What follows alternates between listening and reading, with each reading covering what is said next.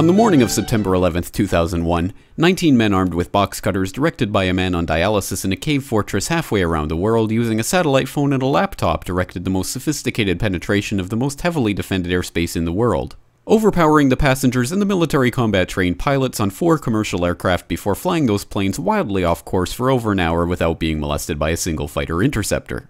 These 19 hijackers, devout religious fundamentalists who like to drink alcohol, snort cocaine, and live with pink-haired strippers, managed to knock down 3 buildings with 2 planes in New York. While in Washington, a pilot who couldn't handle a single-engine Cessna was able to fly a 757 in an 8,000-foot descending 270-degree corkscrew turn to come exactly level with the ground, hitting the Pentagon in the Budget Analyst Office where DoD staffers were working on the mystery of the $2.3 trillion that Defense Secretary Donald Rumsfeld had announced missing from the Pentagon's coffers in a press conference the day before, on September 10th, 2001. Luckily, the news anchors knew who did it within minutes. Osama bin Laden. The pundits knew within hours. Osama bin Laden. The administration knew within the day. Terrorists who committed these acts and those who harbor them. And the evidence literally fell into the FBI's lap. That a hijacker's passport was found blocks from the World Trade Center crash site, if you can believe that. But for some reason, a bunch of crazy conspiracy theorists demanded an investigation into the greatest attack on American soil in history. That investigation was delayed, underfunded, set up to fail, a conflict of interest, and a cover-up from start to finish. It was based on testimony extracted through torture, the records of which were destroyed.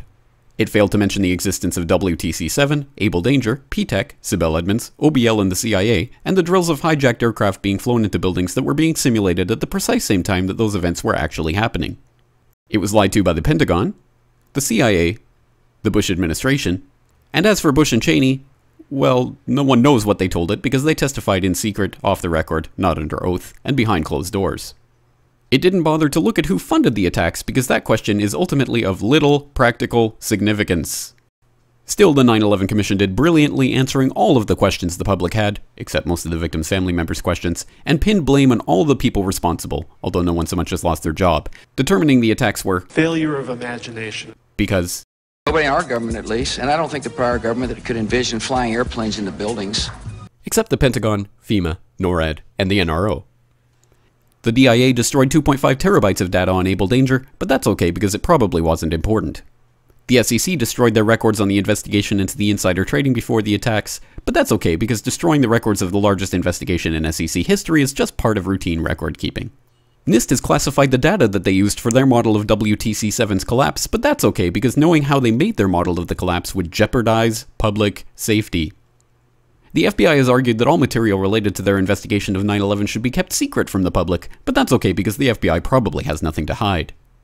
This man never existed, nor is anything he had to say worthy of your attention, and if you say otherwise, you are a paranoid conspiracy theorist and deserve to be shunned by all of humanity. Likewise him, and her. And her, and her, and him. Osama bin Laden lived in a cave fortress in the hills of Afghanistan, but somehow got away.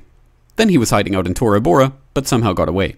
Then he lived in Abbottabad for years, taunting the most comprehensive intelligence dragnet employing the most sophisticated technology in the history of the world for a decade, releasing video after video with complete impunity and getting younger and younger as he did so, before finally being found in a daring SEAL team raid which wasn't recorded on video, in which he didn't resist or use his wife as a human shield, and in which these crack special forces operatives panicked and killed this unarmed man, supposedly the best source of intelligence about those dastardly terrorists on the entire planet.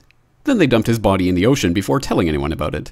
Then a couple dozen of that team's members died in a helicopter crash in Afghanistan. This is the story of 9/11, brought to you by the media which told you the hard truths about his head could be seen to move violently forward. And they took the babies out of the incubators. And mobile production facilities. And the rescue of Jessica Lynch. If you have any questions about this story, you are a batshit paranoid tinfoil dog-abusing baby hater and will be reviled by everyone. If you love your country and or freedom, happiness, rainbows, rock and roll, puppy dogs, apple pie, and your grandma, you will never ever express doubts about any part of this story to anyone. Ever.